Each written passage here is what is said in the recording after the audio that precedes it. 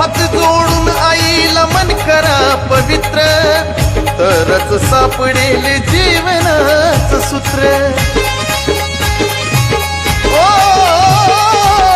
हात जोडून आईला मन करा पवित्र, तरच सापडेल जीवनाचं सूत्र. श्वासाध्यासामध्ये अन चंदनाच्या गाण्यामध्ये हाय, श्वासाध्यासामध्ये चंदनाच्या गाण्यामध्ये हाय. भावपूर्ण मनाने मी पुजली येडा माय, भावपूर्ण मनाने मी पुजली येडा माय.